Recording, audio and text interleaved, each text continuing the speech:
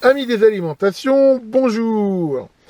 RD6006. Est-ce que ceci vous dit quelque chose? C'est une alimentation dont on entend de plus en plus parler, et on en entend tellement parler que beaucoup de gens m'ont demandé ce que j'en pensais, est-ce que j'allais faire des essais dessus, tout ça. Alors, c'est vrai que je manque pas d'alimentation, mais bon, Vox Populi, Vox Dei, comme on dit. Et puis, c'est vrai qu'après m'être un petit peu intéressé à la bête, je l'ai trouvé pas dénué d'intérêt. Et donc, eh ben, j'ai franchi le pas, je l'ai commandé. Alors, j'ai eu un petit peu de délai parce que manifestement, victime de son succès, elle était un petit peu, comment dire, en rupture de stock. Mais je l'ai enfin reçu. Alors, ça ressemble à quoi? Ça ressemble à ça. Ah bon, là, il y a l'étiquette, enfin, c'est pas grave, on va voir ce que c'est. Ça, c'est apparemment une boîte bien emballée, là, sous film plastique. Alors, comme on va le voir, c'est un module d'alimentation qui, je veux dire, à la base, ne se branche pas directement sur le secteur. On voit qu'on peut y mettre en entrée une tension de 6 à 70 volts, sachant que derrière, elle peut rendre 0 à 60 volts, mais alors attention, cette alimentation est un convertisseur qui convertit toujours les tensions vers le bas. Ça veut dire que si on l'alimente en 6 volts, elle ne sortira pas 60 volts. À mon avis, elle sortira peut-être, je sais pas exactement la perte, mais on va dire dans les 5 volts. Donc si on veut vraiment qu'elle sorte de 0 à 60 volts, il faut l'alimenter au moins, d'après ce que j'ai vu, avec en gros 65 volts avant. Donc ça, bien sûr, il faut faire attention. De même que le courant donné ici est de 0 à 6 ampères, à condition que, je veux dire, ça le fasse. Hein. Je rappelle que dans les aliments à découpage, plus enfin, si on a moins de tension en sortie, on peut potentiellement avoir plus de courant. Hein. C'est important, c'est le rapport des puissances. Enfin voilà, on voit que, en gros, ça peut aller jusqu'à 360 watts de puissance de sortie, à condition qu'à l'entrée, ça soit capable de le fournir. Cette alimentation, hein, comme on va le voir, donc elle est pas autonome, on la branche pas sur le 220. Hein. Alors on va découvrir ensemble la boîte. Hein, c'est encore sous film plastique. Voilà comment ça s'ouvre. Donc là, on a une photo hein, et un QR code et une adresse qui permet d'avoir, je pense, voilà, un PDF. Donc une doc qui explique tout. Donc j'irai sans doute la télécharger. On peut voir que l'emballage est très soigné et que voilà, on retrouve là l'alimentation dans cette mousse. Donc vraiment là, il n'y a vraiment rien à redire du point de vue de l'emballage. Hein. Ça c'est vraiment clean. Et on va trouver un fusible de rechange, manifestement, d'Écosse, et là, un câble qui, si je ne m'abuse, est une sonde que l'on peut mettre, je ne sais pas où, peut-être quelque part pour un ventilo, je ne sais pas. Je vais me renseigner. Donc voilà le petit module. Hein, donc, voilà, comme ça. Enfin, la qualité comme ça est plutôt bonne. Hein. C'est des boutons, on voit, c'est agréable au toucher, c'est une sorte de caoutchouc. Et derrière, ben voilà, on peut voir le module électronique. On voit qu'ici il y a une pile de sauvegarde qui manifestement n'est pas fournie. C'est donc sans doute pour pouvoir garder l'heure. Donc il va falloir que j'en rajoute une. Alors c'est des piles, enfin je crois que j'en ai des comme ça. Donc il y a ça à voir. Et là on peut voir ce petit ventilo directement, probablement sur la partie hachage. Et toutes ces selfs là, vu que c'est une alimentation à découpage. On peut voir d'ailleurs voilà, le fameux fusible. Sachant que la tension d'entrée, après ce que j'ai vu, se met ici. Donc voilà pour cette partie, enfin je vais dire déjà comment ça se présente. Alors comme j'ai dit, voilà, on voit que c'est fait, il n'y a même pas vraiment de boîtier, en gros c'est fait pour être encastré dans un boîtier. Donc boîtier que vous pouvez très bien choisir de faire vous-même, ou comme on va le voir, on peut en trouver un tout fait exactement pour cette alim-là. Et de même, donc il faut avoir la fameuse source de tension.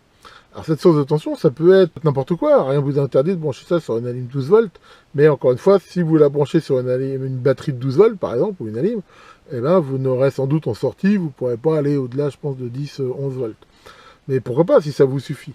Sinon, on peut bien sûr y mettre une alimentation, on va dire classique linéaire, mais là, il faudra quand même un transfo relativement important, mettre un pont de diode, mettre, je veux dire, un condensateur de filtrage, une solution, comme on va le voir, c'est d'utiliser en amont justement une alimentation à découpage fixe qui, elle, saura justement donner cette tension, je veux dire, primaire avec sans doute un bon rendement.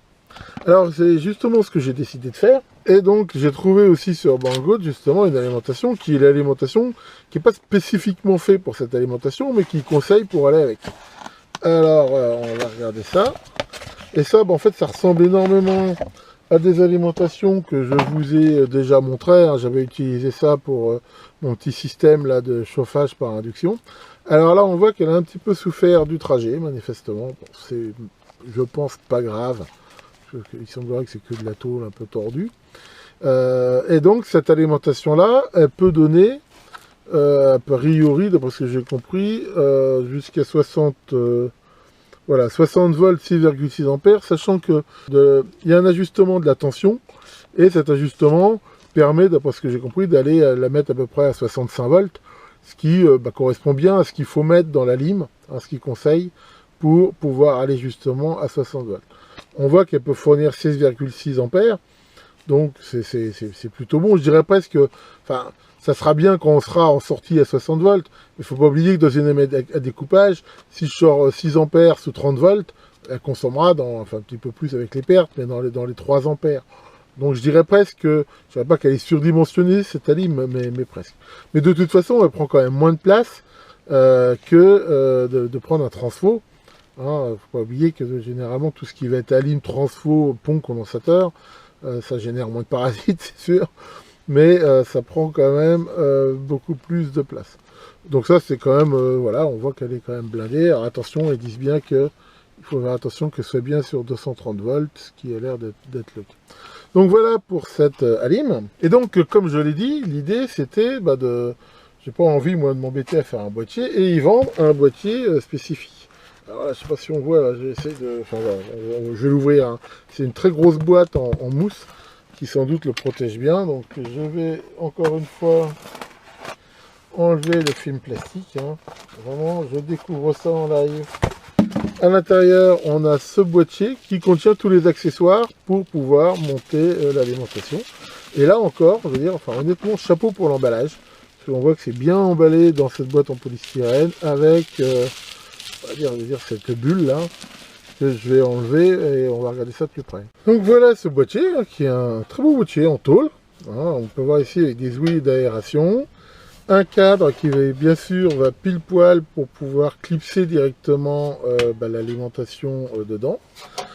Tout est percé voilà, pour monter la lime et ainsi de suite, ce qui fait qu'a priori on n'a pas de travail, je veux dire, de tôlerie ni rien à faire, il suffit juste de le monter. Et voilà, on voit aussi derrière que tout est prévu pour mettre le ventilo, l'embasse secteur, l'interrupteur, et ainsi de suite. En même temps, ce qui est intéressant, c'est que c'est un boîtier métallique, et ce boîtier métallique, il va faire office de blindage, et ça, c'est une excellente chose, dans la mesure où, comme on va le voir, enfin, comme on l'a même déjà vu, je veux dire, les alimentations à découpage ont quand même des tendances souvent à rayonner, et ça peut être qu'une bonne chose que ça soit comme ça blindé. Et là, on voit, on a fait tous les accessoires. On a le petit ventilateur, la platine d'alimentation du ventilateur, les câbles de liaison entre la lime secteur et la ligne de sortie. Là, tout ce qui va permettre de câbler le bouton marche-arrêt, la prise, ainsi de suite. Et voilà, toute la visserie, les pieds, ainsi de suite. Donc c'est vraiment, je veux dire, plutôt bien fait. Alors, on trouve, hein, même si je ne l'ai pas trop trouvé en français, mais je veux dire, on trouve en anglais, et surtout des tas de vidéos qui montrent pas à pas comment monter ça. Elles sont directement sur le site de Banggood. Hein. Je mettrai bien sûr tous les liens dans la vidéo. Mais voilà, vous me connaissez, moi, j'aime bien faire des modifs. Et je vais certainement quand même faire quelques modifications. Alors, quelles modifications? En fait, des modifications qui sont assez faciles à faire. Celles que déjà je vois comme ça va justement être une modification pratique. Pourquoi? Parce que cette alim, elle a quelque chose que je déteste et que je continuerai de détester tout le temps. Comme on peut voir, l'interrupteur principal du secteur est derrière. Donc, voilà, il se met ici, clic-clac. Et moi, la façon dont sont agencés mes appareils, ça ne me va pas du tout. Alors, comment faire pour ramener l'interrupteur ici devant, sachant que, comme on peut le voir là, il n'y a vraiment aucune place quasiment pour le faire. Hein, avec ça, voilà, on voit que ça vient se clipser là et il y a peu de place. Eh bien, on va quand même trouver une solution. que je vais vous montrer et qui va quand même permettre de ramener un interrupteur devant et de façon simple et surtout enfin même sécure d'un point de vue je veux dire isolation et tout ça. Donc ça va être la première modif que je vais vous montrer. La deuxième, là c'est des trucs en fait par rapport à ce que j'ai en stock. On voit que cette prise ici c'est une prise qui fait à la fois fusible et prise, mais il n'y a absolument aucun filtre. Or il y a largement la place et j'ai des tas de prises, hein, ça c'est des embases standard. Je crois que j'en ai déjà en stock qui sont des prises comme ça mais avec des filtres secteurs intégrés et ça peut être qu'une bonne chose de rajouter ça. Hein, ou alors je vais mettre un filtre derrière, mais enfin voilà, je vais vous montrer ça. Et après, pareil au niveau des liaisons, je pense que comme je voulais aussi montrer, surtout avec des courants forts, simplement mettre des bagues, des paires de ferrite de récup, et ben rien que de faire ça, ça limitera toujours un petit peu le bruit, sachant que dans les alimentations découpage, c'est quasiment impossible de complètement l'éliminer. Et même si d'après les vidéos que j'ai vues, elle a déjà des performances plutôt bonnes par rapport à ça, je vais dire le plus, de faire mieux, c'est pas plus mal. Je vais aussi améliorer probablement, parce que je vois que c'est pas vraiment bien fait, le fait d'avoir en effet aussi une prise de terre bien claire, parce que là on voit que le boîtier est peint, et ça il faut y faire attention, hein, c'est important de bien relier la terre sur le blindage, et de bien vérifier qu'avec la peinture ça fait pas isolation. Alors, allons-y. On va attaquer la première petite modification que je vais faire. Comme on peut le voir, le boîtier, là, une fois qu'il est ouvert, a deux découpes faites ici. Une pour recevoir une embase, je vais dire standard, voilà, pour le secteur, et une autre pour recevoir cet interrupteur marche arrêt. Alors, la première chose que déjà je veux faire, c'est, vu que j'en ai je ne sais pas combien de récupération, remplacer cette embase-là par une embase filtrée. En effet, ce genre d'embase, comme on peut le voir, contient un filtre. Alors, il y en a déjà un, j'ai vu dans la lime. Enfin voilà, je veux dire, d'en avoir un en plus, ça ne peut être que bénéfique. Donc, je vais mettre ça. Par contre, ce dispositif n'a pas de fusible. On peut voir que celui qui est livré a un fusible, et on va y revenir. Mais ce que je peux faire aussi, parce que j'en ai plein, c'est remplacer le fusible en fait par ces petits disjoncteurs, et on va le voir en même temps, ça a l'avantage de bien le faire au niveau du boîtier. Alors déjà on va en parler un petit peu de ce fusible, parce que alors là j'ai découvert un truc qui m'a quand même bien fait rigoler. Donc c'est livré avec cette embase, et c'est ce genre d'embase, comme on peut le voir, et il y a de façon très astucieuse une sorte de petit tiroir comme ça qu'on peut ouvrir, qui contient le fusible et, comble du luxe, un fusible de rechange à l'intérieur. Alors jusque là tout va bien, mais je me suis amusé à regarder la valeur de ce fusible. Si on regarde la valeur de ce fusible, honnêtement, enfin, je sais pas si on peut bien voir, mais enfin voilà, c'est un temporisé 10 ampères. Oui, j'ai bien dit 10 ampères. Je trouve que c'est un petit peu beaucoup. C'est un petit peu beaucoup. Déjà, quand on regarde ce qui a marqué sur l'alimentation, on voit qu'elle donnait pour consommer 3,2 ampères en 230 volts. Donc 10 ampères, ça me paraît beaucoup.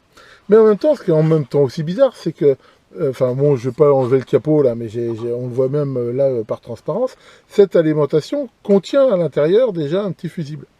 Et ce petit fusible, en fait, il est déjà, alors selon les alimes, apparemment sur celui-là, il est de 6 ampères. Ce qui veut dire quoi? Ça veut dire que si on met en série un fusible de 10 ampères avec un fusible de 6 ampères de l'alimentation, à votre avis, qui c'est le premier qui tombe à l'eau?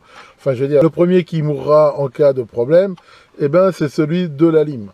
Donc l'idée de mettre un fusible externe pour pouvoir le changer sans tout avoir à démonter, ici, elle est complètement débile. Alors, on peut déjà même s'interroger sur l'intérêt de mettre deux fusibles en série. Je veux dire, parce que ça protège pas grand-chose finalement, vu que la seule chose qui va être branchée sur le 220 dans l'appareil, c'est cette allime. Maintenant, c'est vrai que c'est moins facile à changer. Mais je dirais, ça a du sens de mettre ce fusible externe que si, à la limite, il est même un petit peu moins que celui-ci. Alors, ils ont déjà mis vachement de marge, parce que voilà, on peut voir que, vu la consommation, alors ils prennent souvent de la marge, parce que, je veux dire, il y a des courants d'appel relativement importants, mais voilà, à mon avis, ça consomme déjà moins. Mais ce qui est sûr, c'est que si vous avez pris ce kit, au pire, je veux dire, enfin moi je mettrais au moins un fusible au moins équivalent, je veux dire, sinon ça n'a pas vraiment de sens de mettre ce fusible de 10 ampères. Enfin, tel que c'est fait là, à mon avis, celui-là, il cramera jamais. Alors moi j'ai la chance d'avoir ici un petit disjoncteur 5 ampères, sachant que ces petits disjoncteurs là ils sont pas très rapides. Et je veux dire, il est tout à fait, je veux dire, cohérent avec le fusible de 6 ici. Je me suis même interrogé de savoir si est-ce que je mettais un fusible, parce que mettre un fusible, je veux dire, alors que comme je dis, il y en a déjà un là, sans mettre deux fusibles en série, je veux dire, enfin, quelque part c'est un petit peu débile. D'abord, comme j'ai déjà montré dans des vidéos, la, la valeur et la tolérance des fusibles c'est relativement élevé, mais je veux dire, enfin si on en met un qui est largement aussi, plus fort que l'autre, bah, ça sert à rien. Et si on en met deux identiques, on va dire c'est un petit peu la loterie, mais personne ne peut dire ce qui cramera avant. Donc voilà, ici je trouve que ça n'a pas vraiment de sens. Alors comment ça va rentrer? Là on peut voir que cette prise, c'est un petit peu un coup de bol, elle va quasiment pile poil. Voilà, il faut juste, je veux dire, enlever un tout petit peu et percer deux trous. Et elle va ici dans ce trou-là. C'est pas forcément esthétique, mais là après je peux mettre des étiquettes et rouler ma poule. Quant à l'espace qui était prévu ici pour l'interrupteur, et ben comme on peut le voir, comme j'ai dit, voilà, je peux mettre mon disjoncteur juste comme ça, et ce qui continue à faire quelque chose finalement d'assez propre. Je vais déjà partir là-dessus. Mais ça vous allez me dire, bah oui, mais comment tu vas faire pour l'interrupteur? Ça sera l'objet de la deuxième bidouille que je vais faire sur cette ligne. J'ai percé la métro, donc ça va me permettre là de monter les embases comme je l'ai dit. Alors le système de l'interrupteur. Il n'y a quasiment aucune place ici, comme on peut le voir, pour pouvoir monter un interrupteur. Hein. En même temps, il faut qu'il y ait une isolation, mais je vais utiliser quelque chose qui est très souvent fait. Ça va être de faire une rallonge mécanique. Si on regarde bien, sur le côté là, il y a possibilité par contre de percer un petit trou de à peu près 2,5 mm, on va dire pile poil dans le bord. Et c'est ce que je vais faire pour pouvoir mettre un interrupteur. C'est-à-dire que là, je vous avais montré que j'avais trouvé sur une hausse des aiguilles à tricoter pas cher, et ben, ça va le faire super bien. Ça va me faire voilà, une petite tirette. Et l'idée c'est que je vais faire un trou là sur le côté, hein, comme on peut voir, voilà, qui va me permettre de piloter cet interrupteur, qui est un interrupteur à glissière dans lequel j'ai fait un trou. Et voilà, il suffit de tordre là le bout et de pouvoir donc brancher ça comme ça.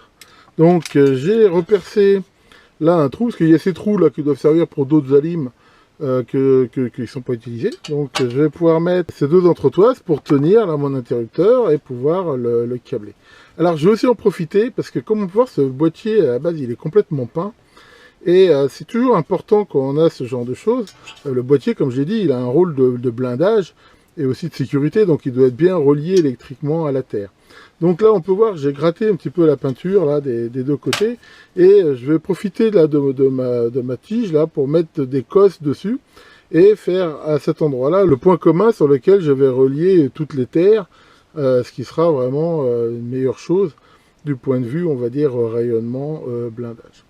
Voilà, donc j'ai plus qu'à monter tout ça, parce que le reste du montage, il suffit de suivre l'excellente notice, je veux dire, il n'y a rien de spécial, et je vous montre ça.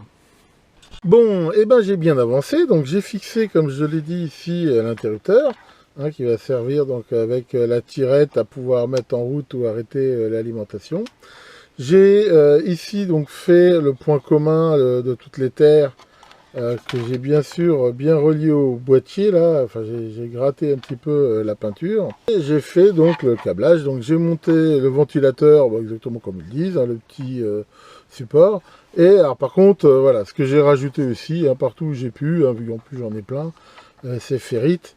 Et surtout comme on peut le voir, j'ai blindé le câble, hein, ici avec une gaine récupérée d'un câble vidéo. Qui permet donc d'alimenter le module d'alimentation. Alors vous allez me dire, pourquoi je fais tout ça? J'ai fait tout ça parce que ces alimes-là, j'en ai déjà utilisé.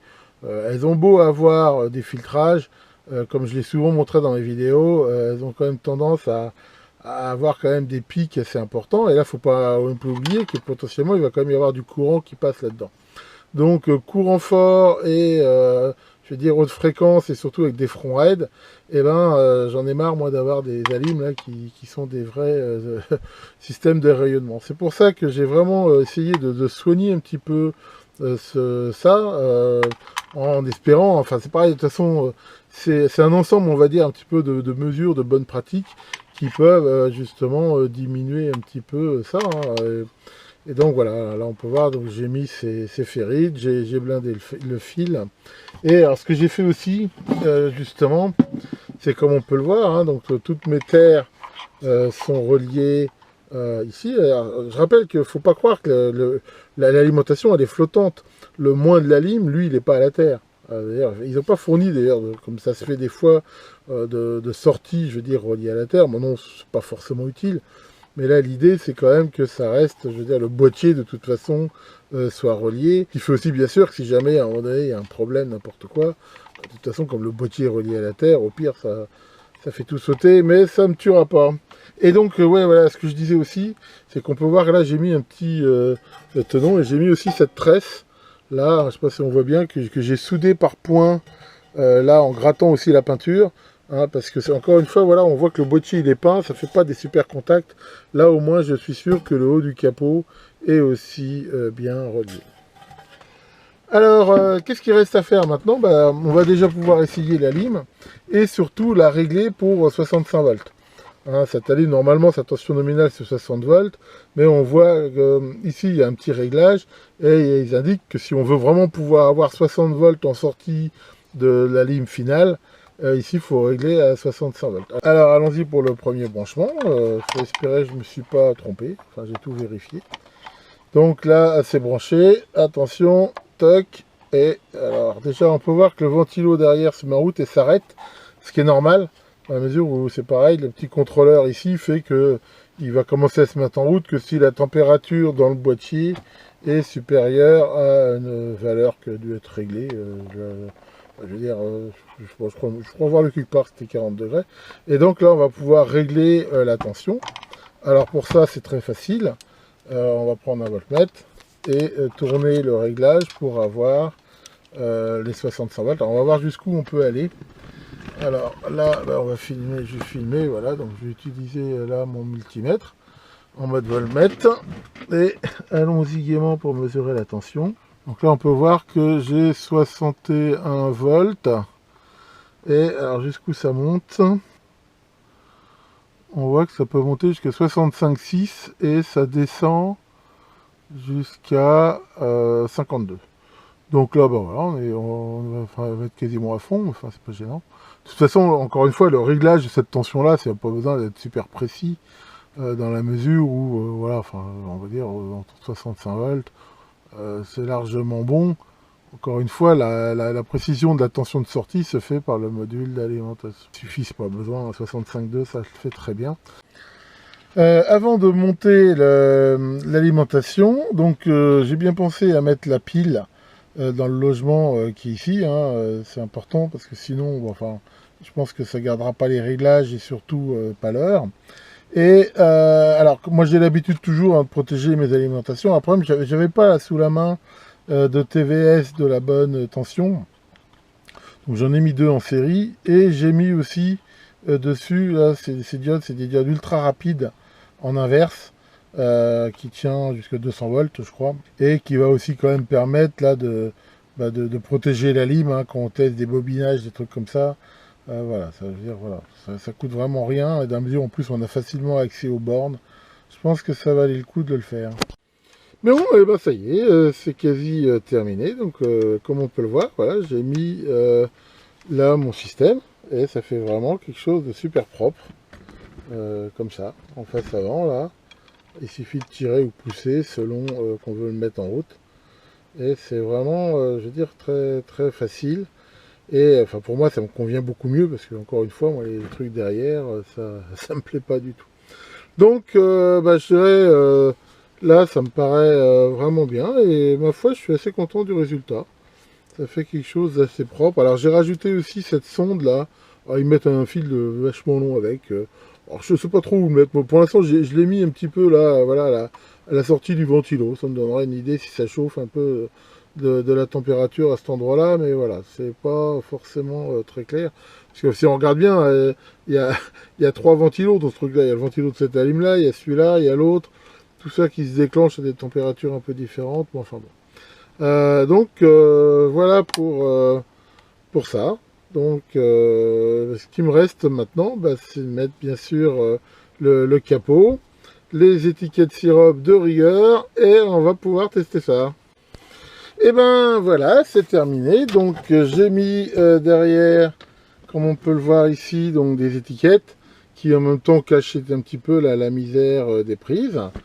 Et devant, pareil, j'ai donc mis voilà l'étiquette sirop de rigueur et j'ai enlevé la protection de l'écran que j'avais gardé jusqu'au dernier moment pour pas l'abîmer. Et donc voilà, bon, pour le mettre en route, c'est très simple. Alors justement, c'est là que les Athéniens s'atteignirent. Alors, on va essayer le bignou. Tiens, on va le mettre comme ça pour bien voir. Eh ben, attention, je tire la manette et apparemment ça s'allume. On entend le ventilo qui se met en route. Et ben voilà, encore une victoire de canard, comme on peut le voir, ça fonctionne parfaitement. Bien, je suis un incorrigible bavard, hein. Je vois que cette vidéo elle est déjà bien longue, donc je vais dire, je vais m'arrêter là. On va dire que c'était un petit peu la présentation de la partie montage de ce kit. Hein. Comme d'habitude, je mettrai en lien de la vidéo les différents liens hein, sur ces différentes parties. Mais voilà, je pense que ça peut éventuellement vous avoir donné des idées, sachant encore une fois que voilà, on peut très bien acheter que ce module d'Alim, en fonction un petit peu de ce qu'on a en stock, de ce qu'on veut faire, et ça offre pas mal de possibilités. Je ferai bien sûr bientôt une autre vidéo, on regardera un petit peu plus près, je veux dire un petit peu ce qu'on peut faire avec cet Alim-là, et on fera aussi des mesures avec. Petite précision, hein, parce que je suis sûr que si j'en parle pas, je vais avoir les remarques. Cette Alim, elle existe aussi avec une option, on va dire, qui s'appelle l'option W hein, pour Wi-Fi, dans la mesure où on peut, pour quelques euros de plus, en fait, c'est pas tellement plus cher, avoir un petit module Wi-Fi qui permet de la connecter à une apps. Alors, je peux retrouver sur Android ou iOS ou les deux, enfin, je sais pas. Alors, je n'ai pas pris cette option. Alors, je l'ai pas pris, pourquoi? Parce que, en fait, c'est un oubli de ma part. Je voulais la prendre et je me suis tout bêtement gouré dans la référence. Donc je pourrais pas vous le montrer. Bon, d'un autre côté, je veux aussi être franc, je vois pas tellement l'intérêt de ce truc. Enfin, je veux dire, bon, personnellement, j'en vois pas l'usage. Maintenant, ça n'empêche pas que ça peut très bien intéresser certains. Alors, on trouve pas mal de vidéos déjà dessus. Hein. Alors, en fait, ce qui est intéressant, c'est que cette année, elle a eu beaucoup de succès. On trouve beaucoup de vidéos, beaucoup de présentations en langue anglaise. Hein. C'est une des raisons de l'existence de ma chaîne. C'est de faire ça dans la langue de Molière. Monsieur Maurice, comment ça va? Tu voulais savoir si j'avais pris les bonnes résolutions pour cette nouvelle année? Ouais, j'en ai pris une. J'ai décidé d'arrêter d'insulter les gens sans le vouloir. Hein. Et toi, je suppose que la tienne, c'est d'arrêter d'être con.